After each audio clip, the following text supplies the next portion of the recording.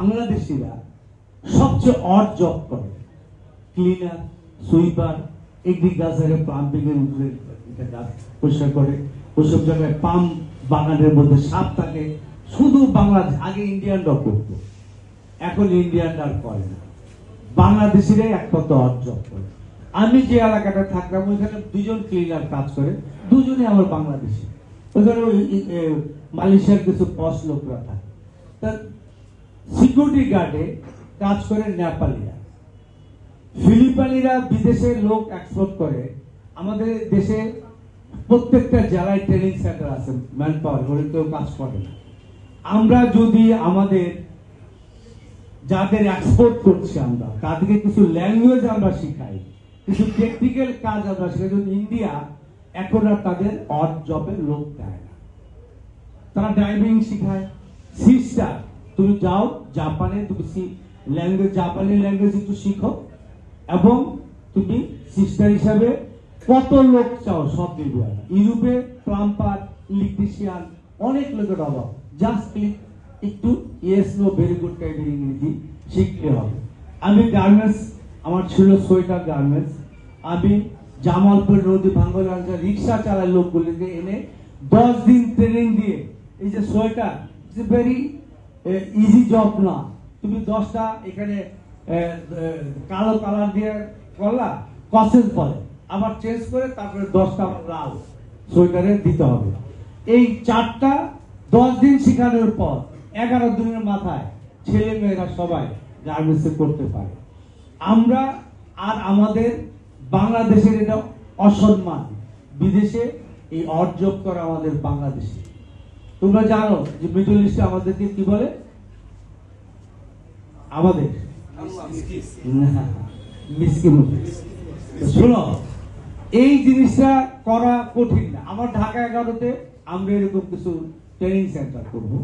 যারা ধরো লেখাপড়া করে নাই তারা ইলেকট্রিশিয়ান হলো, ড্রাইভার হলো, প্লাম্পার হলো, যারা আছে মেয়েরা কিছু অল্প লেখাপড়া করছে তারা সিস্টারের কাজ করলো, দেশে ভালো ইউরোপের দেশে চলে যেতে পারে। It's a very easy. তো আমার মনে হয় উদ্যোগের অভাব, রাজনীতিবিদরাই আমরা দায়ী এই দেশটাকে পিছিয়ে দেওয়ার জন্য। স্বাধীনতার এত বছর পরে তা আমি আরেকটা জিনিস এখানে করতে চাই, মূলত বেসিক যেটা, যে আমরা ঢাকা 11 আসনে একটা এই সহমর্মিতার পরিবেশ তৈরি করতে চাই।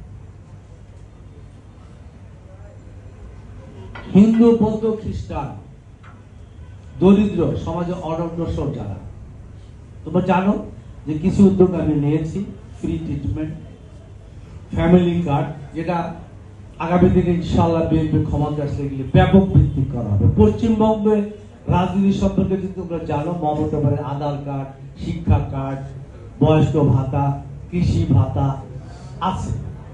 তুমি লেখাপড়া করতে চাও, হ্যাঁ, তোমার জন্য কলেজের জন্য ক্রেডিট কার্ড, হ্যাঁ, এগুলি বাংলাদেশে চালু করবে তারেক রহমান। আমাদের গত পরশুদিন উনি কি করবে এগুলি একটা ব্রিফিং সেকশন করেছে।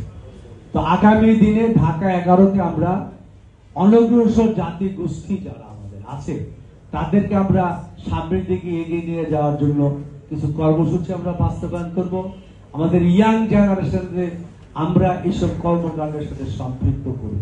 এই জন্য করব যে তারা তাদেরকে সাহায্য যোগাবে, তাদেরকে এগিয়ে নিয়ে যাবে। তা আমি বিশ্বাস করি যে আমরা উদ্যোগ নিলে সবকিছুই করা সম্ভব। আজকে রাজনীতি আমাদের বয়স হয়েছে, আমাদের পরবর্তী প্রজন্মের জন্য তোমাদের দিয়ে আমরা যদি একটা সুন্দর বাংলাদেশ তৈরি করতে পারি, তারপরের জেনারেশনের জন্য আরো ইজি হবে। সুতরাং আমাদের ঐক্যবদ্ধ থেকে সমাজ থেকে সন্তান, চাঁদা, মাদক মুক্ত করতে হবে। আর তুমি তখনই মনে করবা যখন তুমি একটা অসুস্থ লোক, একটা দরিদ্র লোক, একটা অন্য ধর্মের লোক, একটা তৃতীয় লিঙ্গের লোক দেখলে যখন তোমার মধ্যে দয়া বা মায়ার উদ্রেক হবে, তখনই তুমি মনে করবা তুমি একটা মানবিক মানুষ হয়েছে। আর যখন তুমি মনে করবা একটা অন্য ধর্মের লোক আমার কাছে এসে কেন বসেছে, তৃতীয় লিঙ্গের লোক বা একটা দরিদ্র লোক, এই জিনিসটা মাথায় রাখবা। অসহায় দুর্বল মানুষগুলি আমাদের সমাজে বোঝা না, তাদেরকে আমাদের সহযোগিতা করতে হবে, মানবিক মানুষ হতে হবে। এই দেশটাকে অনেক হয়েছে।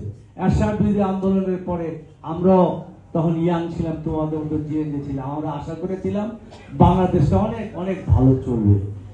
এখন যে 1400 লোক জীবন দিল একটা বৈষম্যহীন সমাজ বাংলাদেশ বিনির্মাণের জন্য, আগামী দিনের বাংলাদেশটা তোমরা আমরা সকলে মিলে একটি বৈষম্যহীন উন্নত কল্যাণ রাষ্ট্রে পরিণত করার জন্য আমরা ঢাকা 11-তে আমরা এটা একটা দৃষ্টান্ত স্থাপন করব। এবং আমি ব্যক্তিগতভাবে জনমানুষের সাথে নিজেকে নেতা বা মনে করি না, আমি একজন রাজনৈতিক কর্মী, সমাজ কর্মী। আমার 3.5 থানা নিয়ে এখানে আমার নির্বাচনী এলাকা। আমি প্রত্যেকটা থানায় প্রত্যেকটা মাসে অন্তপক্ষে একবার হলো যাব, মানুষের সমস্যা শুনবো, সমাধানের চেষ্টা করব। ইতিমধ্যে আমার মেয়ে যে অনলাইন পোর্টাল যেটা খুলেছে, যে অনলাইন ফর্ম জনসেবা.com হ্যাঁ অনলাইন আর হ্যাঁ ফর্ম রাফি, ওরা মিলে অসংখ্য কমপ্লেন আমরা ইমিডিয়েটলি কিছু অ্যাড্রেস করতে পেরেছি। কারণ আমার তো নলেজে আছে, যেরকম তোমাদের দুই একটা বলি ছোট, যে 7-8 রাস্তার দিক দিয়ে যারা যায়